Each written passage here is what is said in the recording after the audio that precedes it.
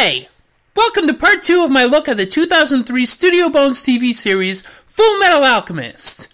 Last time I did a basic plot synopsis, but this time I want to get into the various characters in the show. It boasts an enormous cast, so it can be difficult to tell exactly where to get started. But without the colorful supporting characters, the adventures of our cynical, brilliant Edward and sweet and curious Alphonse wouldn't be quite as fulfilling. Let's start with Winry Rockbell, Ed and Al's childhood friend and engineer of artificial limbs called Automail. I've never been a huge fan of the character, since she really isn't an active agent in the movement of the plot, but she does provide the brothers with a sympathetic ear, keeping their secrets, hopes, and doubts. Ed and Winry have this sort of not really romantic tension, which sees more weight in the original manga, but I'm glad it's not a potent element in the show. The childhood love interest is a bit played out, and in a world as expansive as FMA's and the adventurous nature of Ed, it kind of shrinks the world to think that of all the people he meets in his travels, it's the girl next door that catches his fancy the most. Of course, I'd be glad to get attention from the girl next door, but I think that the girl next door to me is a 90-year-old retiree named Maven who plays mahjong on the weekends with her knitting circle. Florida.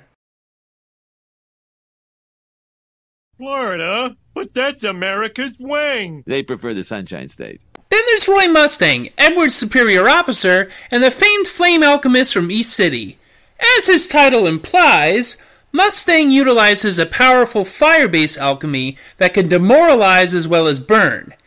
He comes off as a bit smug and manipulative, but it belies the immense guilt he feels over the actions he's taken while in the employ of the state. Colonel Brand, what happened here? This became an underground contact point for Ishbalan insurgents. These doctors were involved. Involved? They were treating them! They were trying to save anyone they could! That's right, and the ones they saved were coming back to murder my soldiers. His desire is to change the system from within, and to that end, he surrounded himself with capable and loyal subordinates, like the expert markswoman Riza Hawkeye. I don't know what you've been told, but there are times when a soldier has to take a life, even when he doesn't understand why. The orders may not even make any sense at all.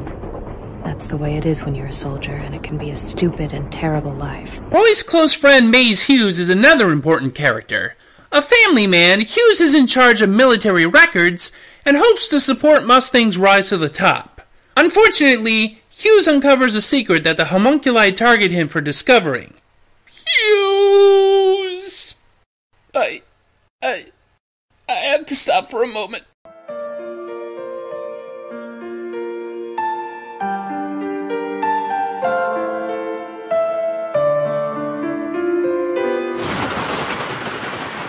Oh God, just a few more moments.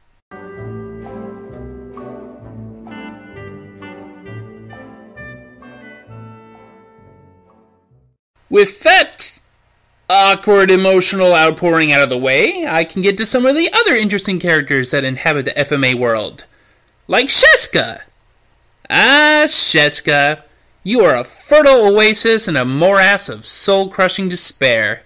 Like Read or Die's Yumiko Reedman, but without the paper powers, Sheska is the plucky, book-obsessed library clerk who Ed and Al enlist to make a copy of burnt-up alchemy notes. It turns out she can recall everything she's ever read down to the letter. Neat talent.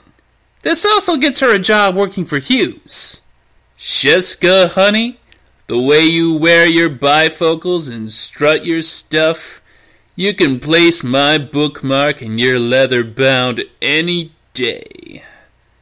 Once I sort out what kind of innuendo I'm working with here. I hope I'm not agreeing to get my junk slammed in a book. I think that's something Maven is into, actually. I'm still single, ladies. This mountain of manly muscle and sinew, this pillar of gristle and abs, is the man known as Alex Louis Armstrong. No. Not him. But, that would be something. Let me show you the skills passed down the Armstrong family for generations. Oh, yeah! No, this is the strong-arm alchemist, whose macho exterior hides the biggest heart you've ever seen. No, seriously, it's enlarged. It's a real problem for him. Doctors say he'll be dead by the age of 45. Miracle he's even lasted this long. Where was I? Armstrong is one of the more sensible state alchemists, his flashy bravado aside. He works in concert with Roy Mustang to ferret out the corruption in the highest ranks, so to help Mustang achieve his goals like Hughes intended to. Oh God, Hughes!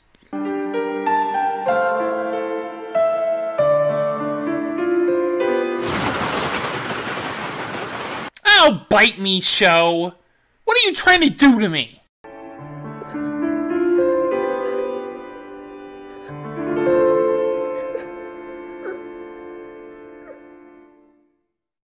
Oh, and also there's this guy trying to kill the state alchemists. All of them. Kind of a thing with him. Probably has to do with his people being all but exterminated by them. I got my hands on this. Get away!